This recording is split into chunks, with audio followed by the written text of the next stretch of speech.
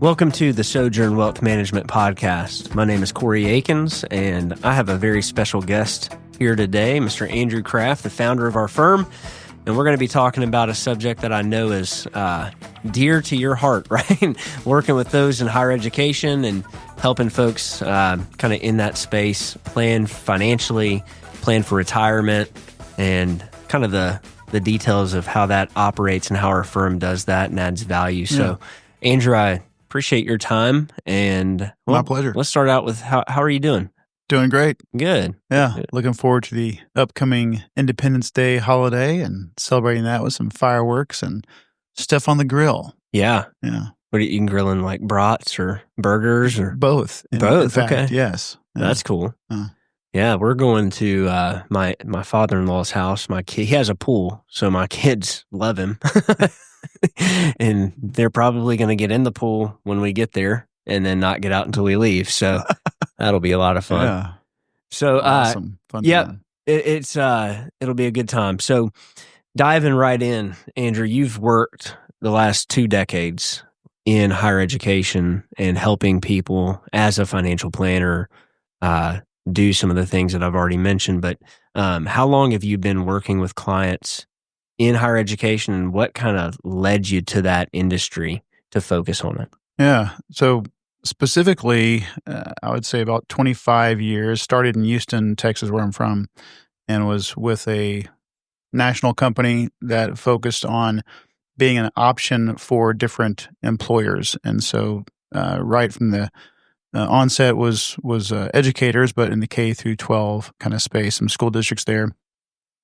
And then just was fortunate enough to be asked to work some junior colleges in the Houston area and then a university east of that, and really enjoyed working with the faculty and coaches and staff of those institutions.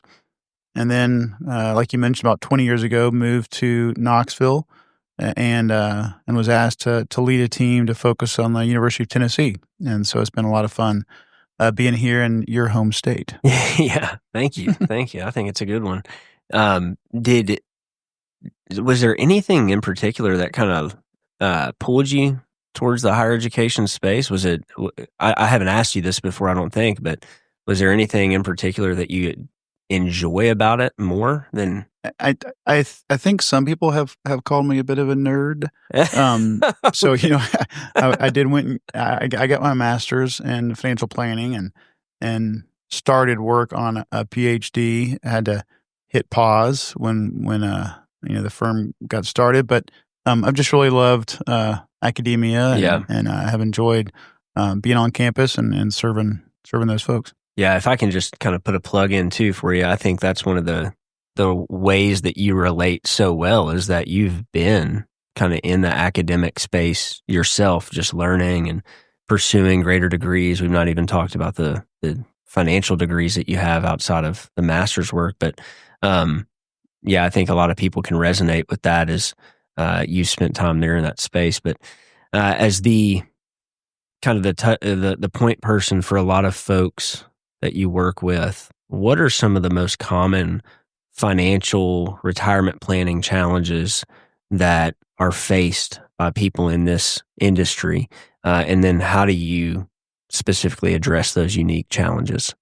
I think there would just boil it down to two, really. One is having to make decisions that among a very complex array of options with a irreducible amount of certainty about the future is kind of the first challenge. And the second one is finding time to address all that. So, I think the first one I'll just kind of mention because we do comprehensive financial planning. And so we will try and assess all the different possible kind of scenarios down the road, make sure that there is enough flexibility built into the plan so that you can course correct as time goes by.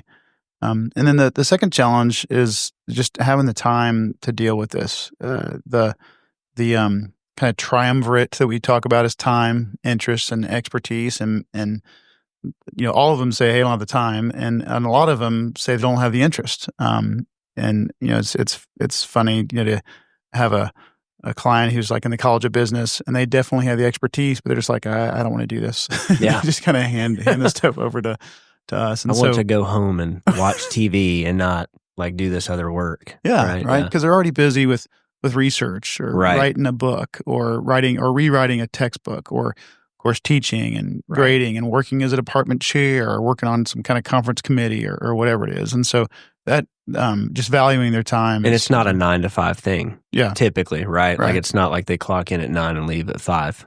Yeah, exactly. Yeah, for sure. Cool. So you said time, and then the other piece of it was like most of the time when somebody's hired in, it's, hey, here's all this complex information. You also have 2 weeks to fill it all out and get it back to us with your decisions. So 2 weeks is generous. Yeah, that's right. So typically they want it that day that you get the orientation. So those complex kind of plans, it leads into my, some things that we're going to talk about, but how do you help clients as they kind of transition into retirement? So like we've talked about the front end. The other end of the spectrum. Yeah, right. So we've talked about the front end, the back end of it. Like what are some things that you're focused on there to help those clients? Yeah. And a lot of those clients have the funds needed to meet their objectives. But it's putting a plan in place and stewarding all those resources to make sure that it's successful. And, one of the biggest threats to that success is just lack of implementation, or so maybe they have a plan, but just haven't kind of finalized things. And so, we're that catalyst to action, that spur, so to speak, along this kind of journey of life. And so as they begin to think about retirement, we want to make sure that they are going to transition well into that next phase of their life, which is totally different than what they've experienced, right? They've been working and saving and living off a paycheck from an institution, and then they want to spend money, right? Yeah. They want to go on vacation and that's what I want to do in retirement. Put in a pool so their grandkids can come over on the 4th, or that's right. whatever the case may be. And so making sure that their needs are covered by a paycheck. So kind of combining Social Security with perhaps a pension from their university or a personalized pension if they don't have one, and then a piggy bank, we'll just call it, that they can draw money from to fund those trips or pay for a grandson's wedding or whatever. And so making sure that as we kind of look down the into the future and look at all the different scenarios, that their essential expenses are covered, and then their discretionary stuff is usually we kind of think mid-80s is kind of this active life expectancy. Right. And so they have enough, funds to really enjoy life and do the things they want. Yeah. And then, so unpack essential expenses too, because I've heard people say, well, yeah, you need 6 months worth of your total expenses in your emergency fund, and you can't do anything until you do that. So that same concept is applied to retirement income, where your essential expenses, you want to make sure that you've got a paycheck or mailbox money coming in to cover those each month. But what is that? Yeah. And just real quick, it's great that you mentioned the emergency fund, because we do comprehensive financial planning. And part of, or I would say maybe the cornerstone of financial wellness is risk management and having that emergency fund. But if that goal is insurmountable, you'll never get to your other goals, right? So the essential expenses, basically 5 things, food, shelter, clothing, transportation, healthcare. And then in shelter or household, however you want to put it, is a lot of things. And so people will say, well, I've paid up my mortgage, so that's 0. Well, not quite. Right. You've got real estate taxes. You've got utilities. Regular maintenance. Like that, right? We'll throw the cell phone bill in that category as a nod to the old landline. What's a landline, Andrew? Can you unpack that? I'm just kidding. So those are the 5 things that you want to have funded each month for the rest of your life, right? You never want to turn to your spouse and say, hey, what'll it be this month? Food or shelter, right? So you want to make sure those are covered, and then the other stuff is discretionary. Yeah, which is good, because I think a lot of people, and not to beat this point, home too much, but I think a lot of people hear like, oh, I need to have my expenses taken care of for 3 to 6 months. And it's like, well, you may spend $10,000 a month, but 2,500 of it or 3,500 of it is essential.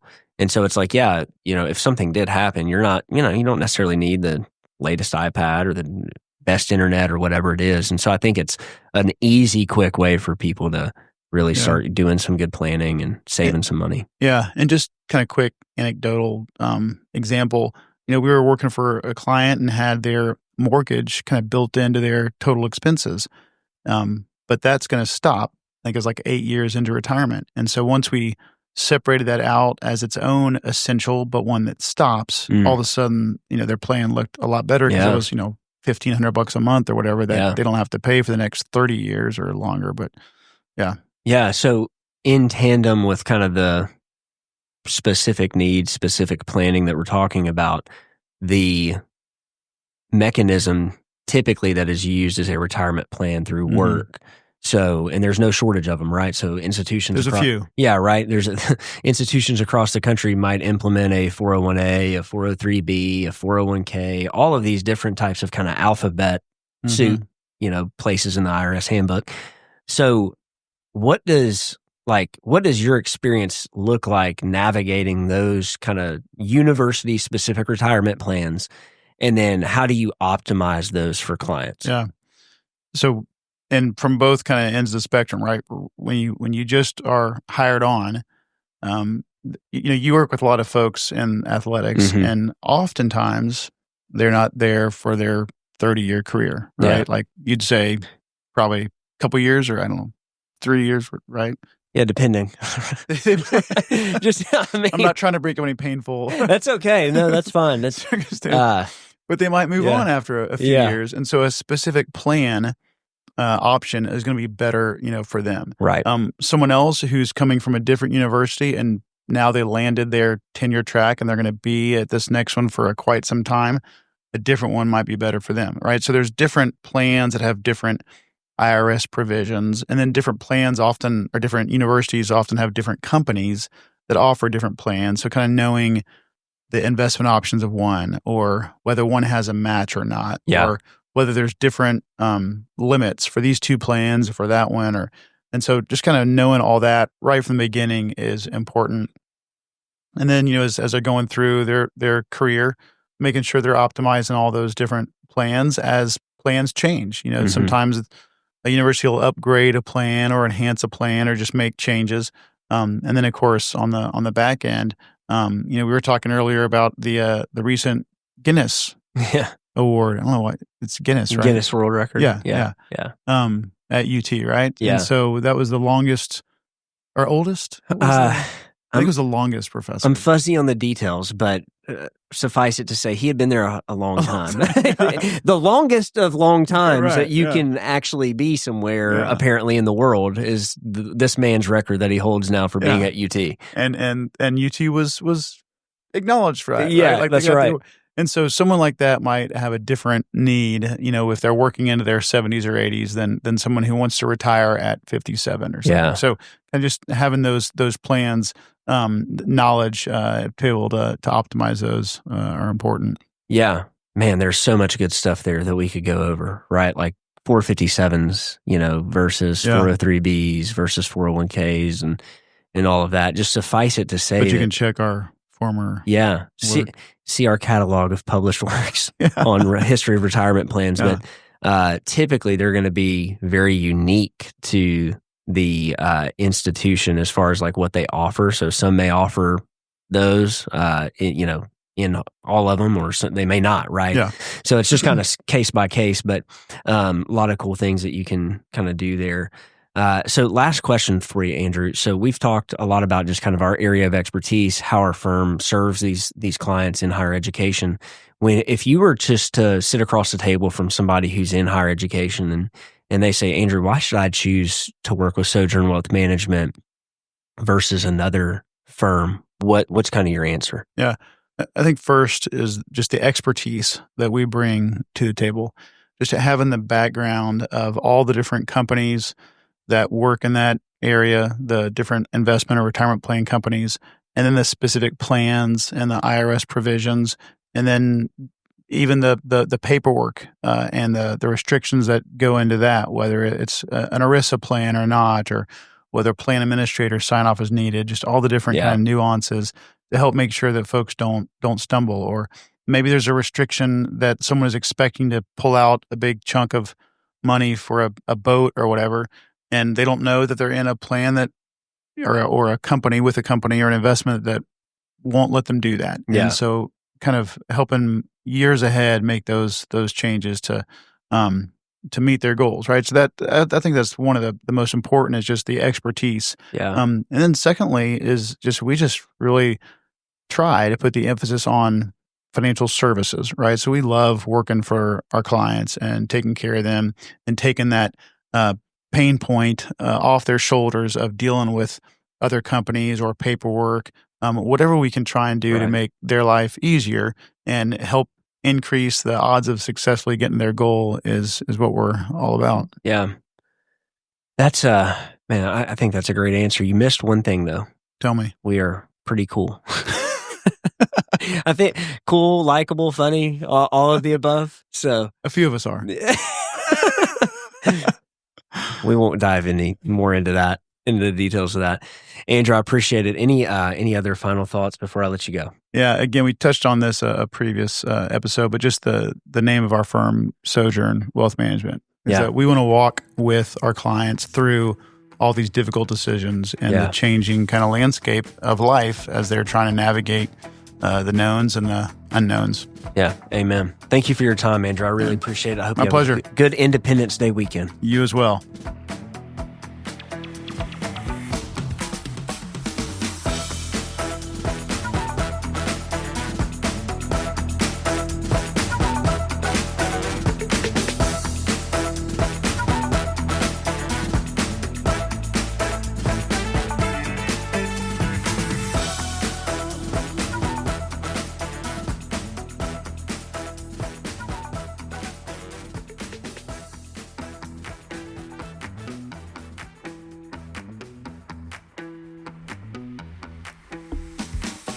Thank you for listening to this episode of the Sojourn Wealth Management Podcast. This is a friendly reminder that all content in this podcast is intended for educational purposes alone. Nothing in this episode should be treated as tax, legal, or investment advice.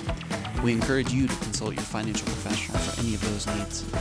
Securities offered through Kestra Investment Services, LLC, Kestra IS, member FINRA SIPC.